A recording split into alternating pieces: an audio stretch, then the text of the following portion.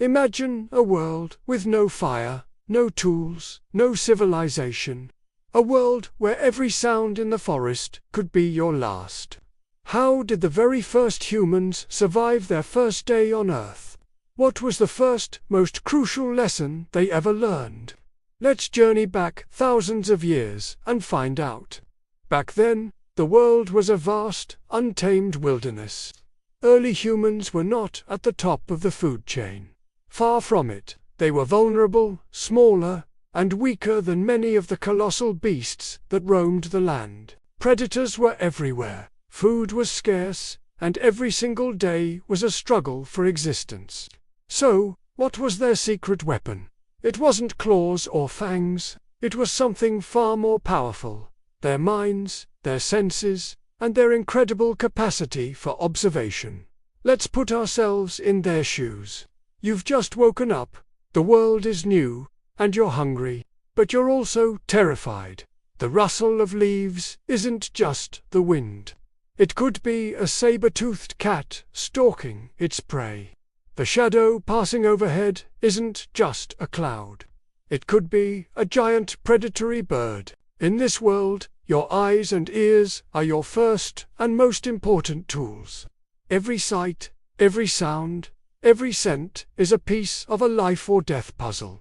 The first step was simply to watch, to be still and observe the world around them.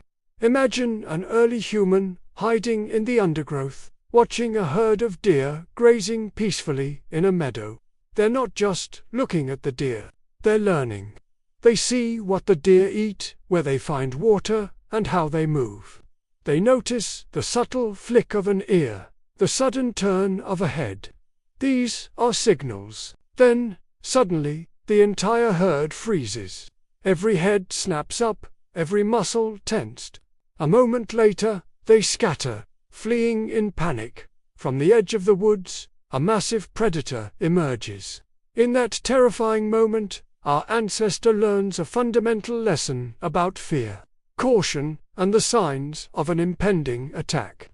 They didn't need to experience the attack firsthand to understand the danger. They learned by watching. This wasn't just about big predators. They watched smaller animals, too. They saw how birds would cry out in alarm when a snake was near, acting as a natural warning system. They observed how rabbits would freeze and then bolt at the slightest hint of danger, teaching them the value of being alert. Every animal, from the largest mammoth to the smallest squirrel, became a teacher. They were living, breathing textbooks on survival, and early humans were diligent students, soaking up every lesson nature had to offer. Of course, survival isn't just about avoiding danger. It's also about finding what you need to live. Food and water were constant, pressing needs. How did they know which berries were safe to eat and which were poisonous? How did they find water that wouldn't make them sick? Again, they learned by observing the animal kingdom. Picture our early human cautiously approaching a bush laden with bright red berries. They look tempting, but are they safe? They wait and watch. Soon, a flock of birds descends on the bush, eating the berries without any ill effects. This is a powerful clue. Imitating animals became a key strategy.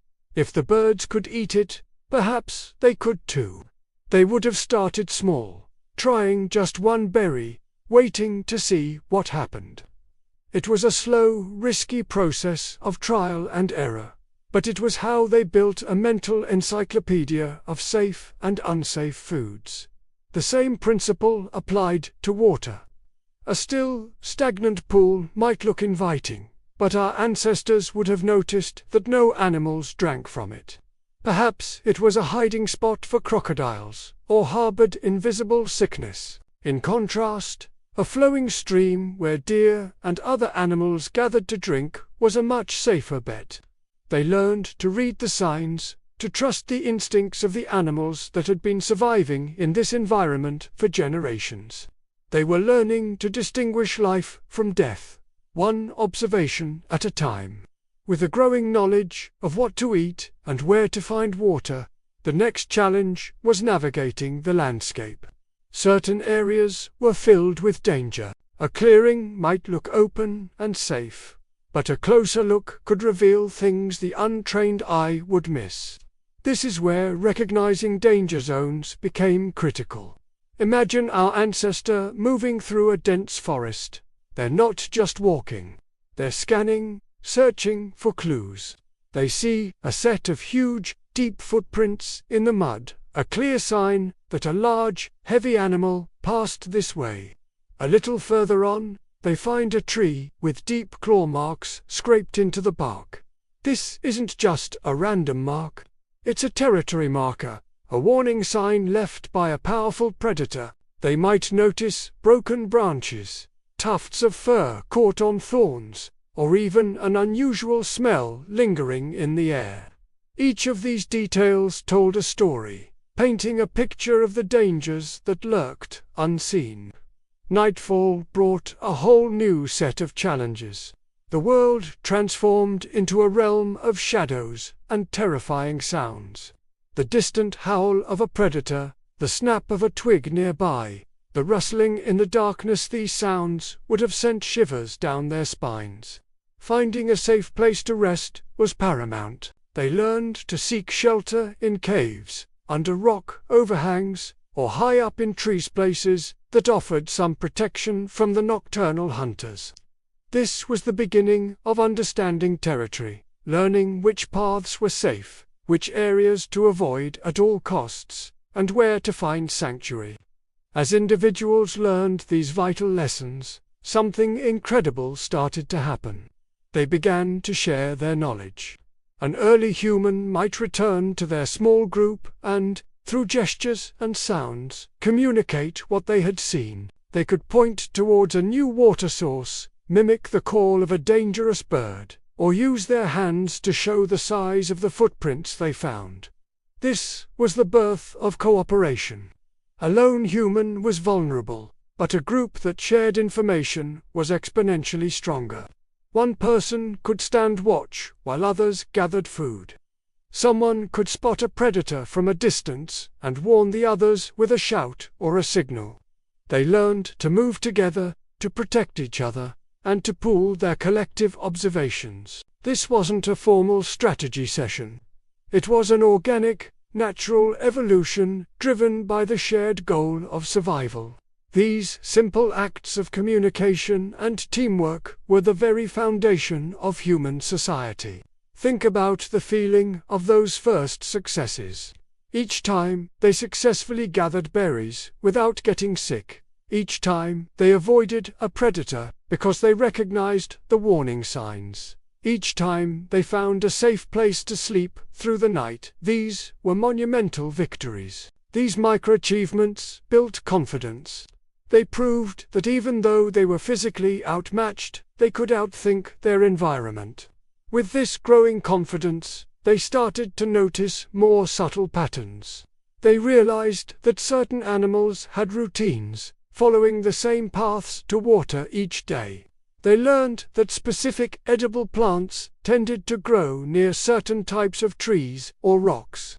They understood that predators often hunted at dawn and dusk.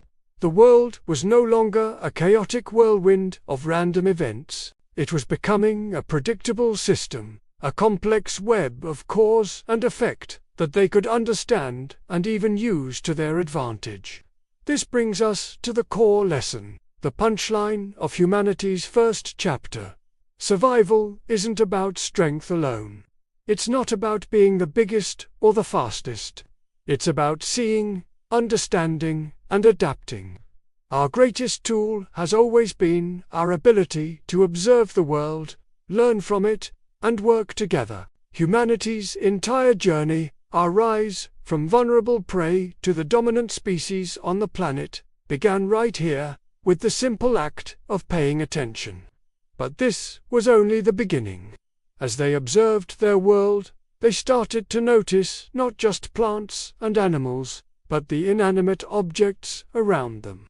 A fallen branch that was just the right shape to use as a club. A sharp-edged rock that could be used for cutting. The potential of the physical world was starting to reveal itself. Join us next time as we explore how these simple observations led to the single greatest leap in human history, the invention of the first tools. We'll uncover how a simple stone and a stick transformed our ancestors from survivors into masters of their environment. Thanks so much for watching. If you found this journey into the past as fascinating as I did, make sure to hit that like button and subscribe to the channel so you don't miss our next episode. We'll see you then.